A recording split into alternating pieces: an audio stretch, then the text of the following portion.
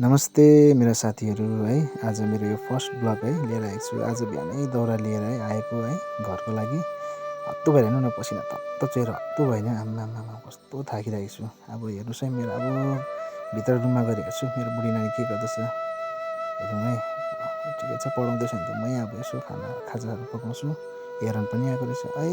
हो त रहेछ, पढाउँदै रहेछ मेरो बुढी नानी। हेर कति राम्रो पढाएको मेरो बुढीले नानीलाई। वाह, साह्रै खुसी लाग्छ यस्तो देख्दाखेरि। एरन दादा पनि आएको रहेछ आज।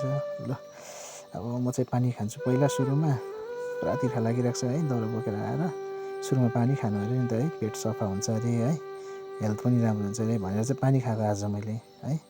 अब चाहिँ यो पानी खाइसकेर चाहिँ रोटी पोल्छु। अब हेर्नुहोस्, रोटी एकदमै अब आँटा चाल्नु पऱ्यो है। अलिकति भुस ज्यादा रहेछ, त्यही कारण चाहिँ पुरा यसरी चाल्नु परिरहेको छ है। तपाईँले देख्न सक्नुहुन्छ रासिनको आँटा हो है। सेतो त सेतै छ र पनि चालेको है। अन्त अब म केरा पनि हालिरहेको छु आँटामा। हल्का सोडा हालेँ। अब यो केरा हालेर अब तपाईँको म एकदमै 3टा केरा हालेको छु है। अब यसमा चाहिँ म मिक्स गरेर चाहिँ मुसेर चाहिँ अब यसमा पानी हाल्छु। अब पानी तपाईँले देख्न सक्नुहुन्छ। पहिला यसलाई मुस्यो, अब पानी हाल्यो है।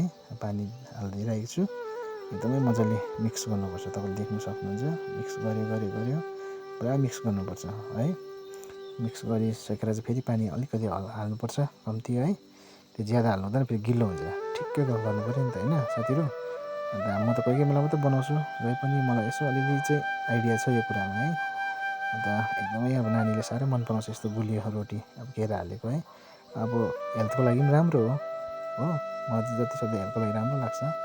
अब म यता कटेरामा आएँ, अलिकति दाउराले चाहिँ धोका दिइरहेछ, खुक्कै गर्नु पर्दैछ। अब हेर्नुहोस् साथीहरू, रोटी बेलाएँ मेरो, हेर्नुहोस् है कस्तो बेल्दो रहेछु म। अब हेर्नुहोस्, थाकेकै छु, पुरा ढाड दुख्यो त्यो दाउरा भारी भएको कारणले गर्दा। पनि ठिकै छ, नानी बुढीलाई आज चाहिँ म मिठो बनाएर दिनु पऱ्यो रोटी। हेर्नुहोस् बेला, हेर्नुहोस् है मेरो कतिको बोलो छ। सानैदेखिको यसरी बेल्दै आएको हो, मलाई आइडिया छ यस्तो कुरामा। अन्त पहिलादेखिकै गर्दै आएकोले चाहिँ अनुभव भएको कारणले गर्दा चाहिँ है एकदमै सजिलो भएको मलाई फिल भइरहेको छ है। यहाँ त उस्तोलाई त साह्रै पर्छ सुरुमा है। हामीले चाहिँ सानैदेखिको गर्दै आएको कारणले चाहिँ एकदमै सजिलै लाग्छ म यस्तो कामहरू गर्नु है। दाउराले चाहिँ हेर्नुहोस् न साथीहरू, धोका दिएको जस्तो लाग्छ। साह्रै त्यो पानीले भिजेर चिसो छ कि। अन्त आज घाम लाग्यो भने चाहिँ सुकाउनु पर्नेछ। अब यसो बुढीलाई पनि भनिरहेको छु सुकाइदिनु भनेर। अब रोटी हेर्नुहोस् साथीहरू, कति राम्रो फुलेको, कस्तो नरम हुन्छ रोटी। हेर्नुहोस् है, देख्न सक्नुहुन्छ तपाईँले। हेर्नुहोस् कति मजाले फुलिन्छ, कस्तो मजाले खाँदा पनि कस्तो नरम हुन्छ हो। अन्त यो चाहिँ म सिधा लगेर हटकेसमा हाल्छु। अब हेर्नुहोस्, हटकेसमा हाल्यो भने चाहिँ नरम हुन्छ रोटी है। अन्त फेरि तपाईँको अर्को हालिरहेको छु है। अन्त अर्को हालेर फेरि अर्को डल्ला पार्छु। अन्त फेरि त्यो पनि हेर्नुहोस् कतिको फुलिँदो रहेछ, तपाईँलाई देखाइरहेको छु। चुलामा भनेको चुलामै हो, कति स्वाद आउँछ चुलामा पोलेको रोटीको। तपाईँले चाख्नु भएको छैन होला सायद। कतिले त गाउँ बस्तीतिर त हुन्छ, कमानतिर हुन्छ, सहर बजारमा चाहिँ धेरै नै असुविधा हुन्छ है चुलामा। ग्यासमै पोलेर खानुपर्छ है। र हाम्रो गाउँठाउँतिर कमानतिर चाहिँ यसरी चुलामा पोलेको चाहिँ एकदमै स्वादिलो हुन्छ रोटी, मिठो, एक प्रकारको धुवाँको फ्लेभर पनि आउँछ हो। अन्त तपाईँले देख्न सक्नुहुन्छ यो रोटी पनि मैले यसरी फुलाइरहेको छु। तपाईँले कस्तो मजाले फुलिन्छ हेर्नुहोस्, केरा हालेको रोटी हेर्नुहोस् कति दामी हुन्छ नि हो।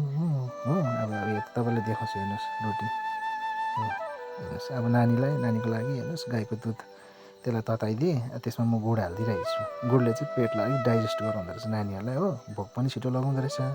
त्यसले फेरि गुलियो पनि हुन्छ, नानीले मन पनि पराउँछ। अन्त हाम्रो बुढाबुढीको लागि ब्ल्याक टी। अन्त ब्ल्याक टीमा हामीले तुलसी अदुवा हालेको हो। यसमा चिसो लागेको पनि जान्छ हो शरीरमा, तपाईँले देख्न सक्नुहुन्छ हो। अन्त बुढी नानीलाई चाहिँ मैले त एकदमै यसरी दुधमा रोटी हालिदिएको छु। त्यसले अब मजाले खान्छ। साह्रै बदमास छ त्यो हो। अब हेर्नुहोस् न, खाँदा पनि कस्तो खाएको एकदमै बदमास। म पनि अब यसरी रोटी लिइरहेको छु, देख्न सक्नुहुन्छ। आहा, के मिठो नि हो, कस्तो नरम छ नि हो साथीहरू। यसरी बनाएर खानुहोस् है तपाईँहरूले पनि, साह्रै मिठो छ।